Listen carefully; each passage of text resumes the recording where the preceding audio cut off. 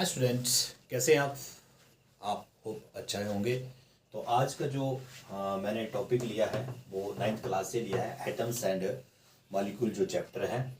आज हम इस वीडियो में एटॉमिक मास के बारे में समझेंगे कि एटॉमिक मास जो हम कैसे निकाल सकते हैं किसी भी एटम का।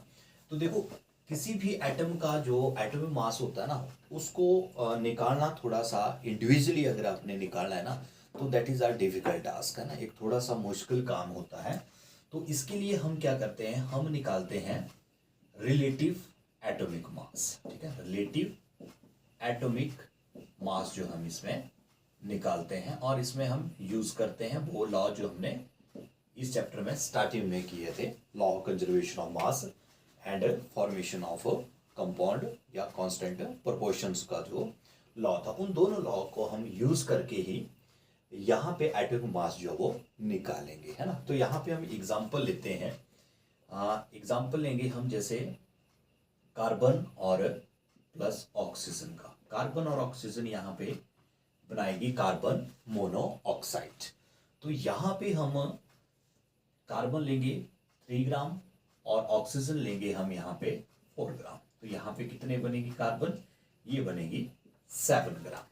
ठीक है, तो यहाँ पे हम देखते हैं कि कार्बन का 3 ग्राम और ऑक्सीजन का 4 ग्राम, तो ये 7 ग्राम जो है वो बनाता है। तो इसका मतलब हम इसको सेकंड लैंग्वेज में ये भी बोल सकते हैं कि कार्बन कंबाइन विद, ये जो कार्बन है that combine with 4/3 times of its mass of oxygen. जो ऑक्सीजन का मास है उसके 4/3 टाइम्स जो है वो कार्बन कंबाइन कर रही है किसके साथ, ऑक्सीजन के साथ जो वो कंबाइन कर रही है 4/3 टाइम्स, 4/3 गुणा के साथ जब ऑक्सीजन कंबाइन कर रही है किसके, ऑक्सीजन से, ऑक्सीजन के, है ना, कार्बन जो वो कंबाइन कर रही है ना। तो और सेकंड में अगर हम इसको एक दूसरी लैंग्वेज में समझने की कोशिश करें, तो अगर मैं कार्बन को क्या मान के चलता हूं, इससे पहले मैं आपको बता दूं कि यहाँ पे इसका जो यूनिट है दैट इज, इसको जो मापते हैं हम AMU में मापते हैं। AMU that is atomic mass unit, atomic mass unit भी इसको हम बोलते हैं।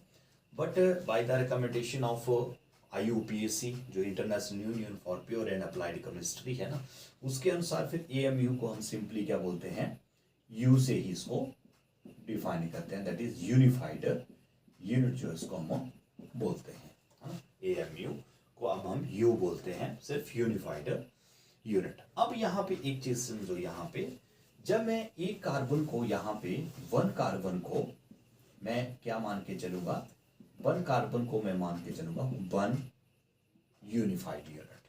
1 कार्बन को अगर मैं 1 यूनिफाइड यूनिट मान के चलता हूं, तो ऑक्सीजन का जो एटॉमिक मास होगा, ऑक्सीजन का जो एटॉमिक मास होगा फिर वो क्या होगा, दैट इज 1.33 यूनिफाइड, है ना। ये कैसे होता है, देखो, अगर इसको मैं जो इसके 3 पार्ट है ना उसको मैं एक मान के चलता हूं, है ना। जो 3 पार्ट है इसके 3 पार्ट कैसे होंगे, इसके 33 अबाउट लगभग, है ना, और 33, इन तीनों में एक पार्ट मान के चलता हूं इसको। तो नेक्स्ट पार्ट जो क्या, जैसे यहाँ पे ये 4 हो गया ना, 4 हो गया, तो इनकी इसका मतलब कि यहाँ पे एक पार्ट और इसमें ऐड होगा ना, 33 पार्ट जो वो इसमें और ऐड होगा, तब ये 4 के बराबर जो वो होगा। तो इसको मैं फिर मान के चलता हूँ कार्बन को 1 यूनिफाइड, और इसको मैं मान के चलता हूँ 1.33 यूनिफाइड। ठीक है, उसके बाद नेक्स्ट जो है हमारे पास है कि स्टार्टिंग में जो हम मान के चलते थे, किसको हम एक स्टैंडर्ड यूनिट मान के चलते थे, तो शुरू में हम चलते थे that is the 1/16 part of oxygen.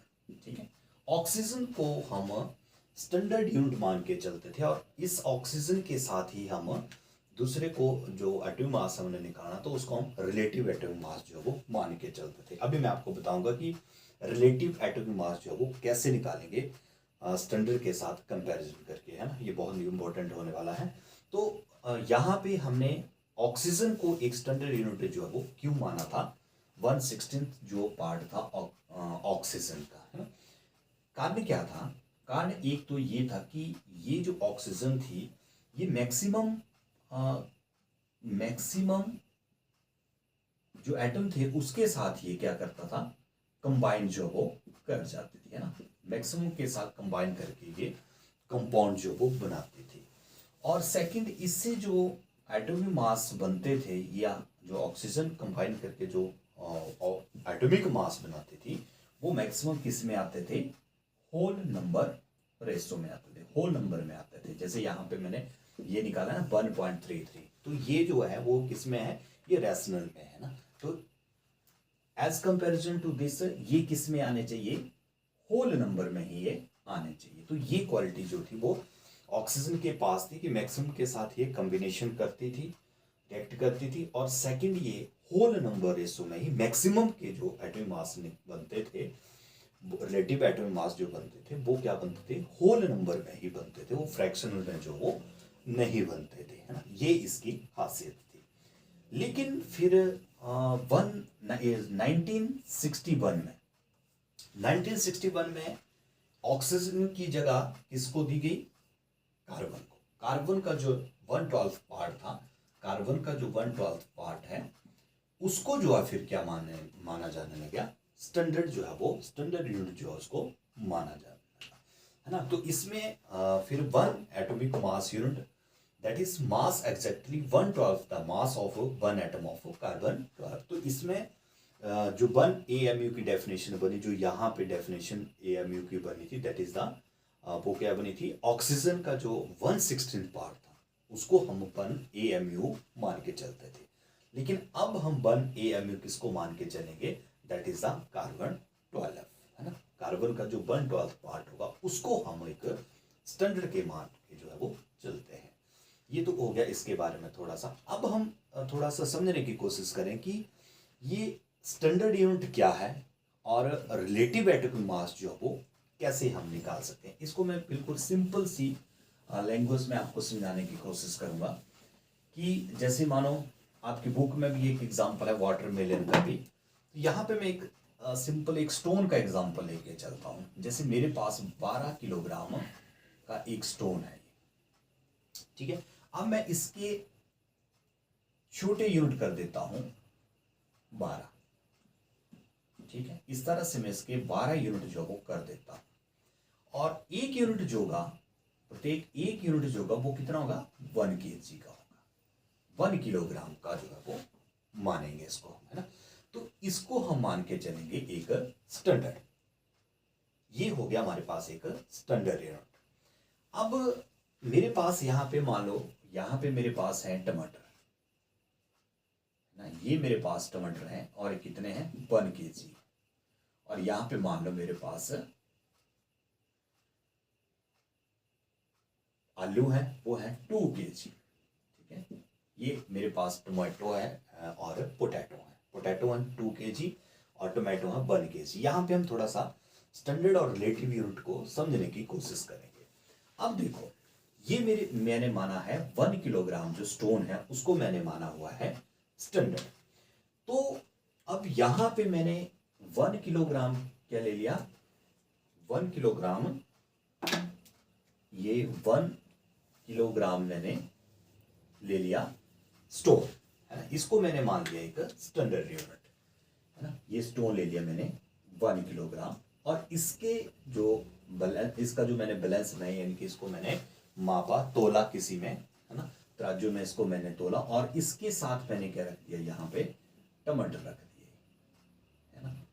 और अगर ये टमाटर जो है इसके साथ ये भी 1 kg, अगर ये क्या हो जाते हैं, बैलेंस हो जाते हैं, 1 kg यहाँ पे भी 1 kg, तो ये हो गया, ये बैलेंस हो गए। तो दैट मीन्स यहां पे मैंने स्टैंडर्ड यूनिट किसको माना, यहां पे मैंने इस स्टोन को जो है ये स्टैंडर्ड यूनिट माना।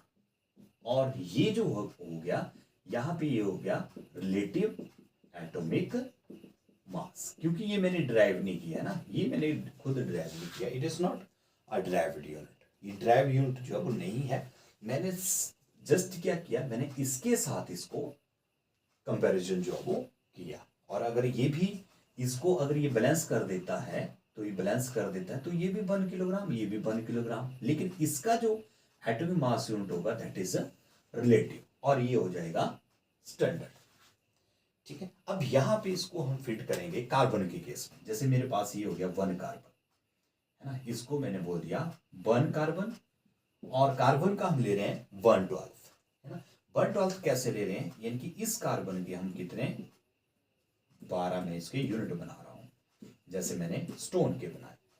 अब यहां पे एक यूनिट जो है दैट इज 1 AMU, इसको मैं 1 AMU जो हो बोल रहा हूं, इस यूनिट को। ठीक है, ये 1 AMU यूनिट जो हो होगा, और 1 AMU यूनिट सिर्फ इसको हम अब क्या मान के चलेंगे, स्टैंडर्ड जो है वो मान के चलेंगे। ठीक है, और इसके कंपैरिजन में ही मैं और का एग्जांपल ले लूंगा। जैसे मैं यहाँ पे, जैसे मैंने इसका एग्जांपल लिया ना, यहाँ पे मैंने 1 AMU ले लिया, किसका 1 AMU किसका लिया मैंने, कार्बन का, ये कार्बन का ले लिया। और यहाँ पे ही इसका अगर मैं इसको बैलेंस कर रहा हूं, मतलब बैलेंस में कैसे रखूंगा, एक तराजू में रखूंगा ना इसको, तो एक तराजू में जब इसको बैलेंस पे मैं रखूंगा, यहां पे मैंने रख दिया दैट इज ऑक्सीजन का दैट इज 1/16 ऑफ ऑक्सीजन रख दिया। और अगर ये दोनों बैलेंस कर रहे हैं, ठीक है, अगर ये दोनों बैलेंस कर रहे हैं तो दैट मीन्स ये इसके बराबर हो गया। तो ऑक्सीजन का जो फिर मास निकाला मैंने, वो निकाला मैंने रिलेटिव, और ये हो गया यहाँ पे ये स्टैंडर्ड यूनिट जो है वो, ये इसको हम स्टैंडर्ड यूनिट पे जो है वो मान के जो है वो चलेंगे। ठीक है, तो इस तरह से हम रिलेटिव एटॉमिक मास जो है वो निकाल सकते हैं, और ये हमारा स्टैंडर्ड यूनिट जो है वो हो जाएगा। तो यहाँ पे फिर हम देखेंगे कि जो ये जो था 1 AMU that is 1/12 of carbon, है ना, मतलब 1 AMU क्या है, 1/12, 12 में से एक हिस्सा 1 AMU जो है वो मान के चलेंगे हम इसको। ठीक है, जो 1 AMU है एटॉमिक मास यूनिट जो है वो दैट इज 1/12 ऑफ कार्बन। ठीक है, और उसके बाद ये जो होगा ये हो जाएगा आपके पास 1/12 कार्बन दैट इज 1 AMU। तो ये इसी को हम लेके चलेंगे अब स्टैंडर्ड, और इसके ही कंपैरिजन हम करेंगे किसी दूसरे का। जैसे ऑक्सीजन का कर दिया, अगर ऑक्सीजन इसके साथ ये बराबर हो रहा है तो ये रिलेटिव एटॉमिक मास हो गया, और वो हो गया स्टैंडर्ड एटॉमिक मास। ठीक है, तो इस तरह से हम एटॉमिक मास को जो है वो निकाल सकते हैं यहाँ पे। ठीक है, तो यहाँ पे जो आपका 1 AMU हो गया, 1 AMU हो गया दैट इज कितना बताया मैंने, 1/12 कार्बन के बराबर जो है ये हो गया। ठीक है, तो होप है कि आपको ये एटॉमिक मास का जो टॉपिक जो है वो क्लियर हुआ होगा। ठीक है, तो इसी के साथ आप हम नेक्स्ट वीडियो में अगला टॉपिक लेंगे। तब तक के लिए थैंक यू।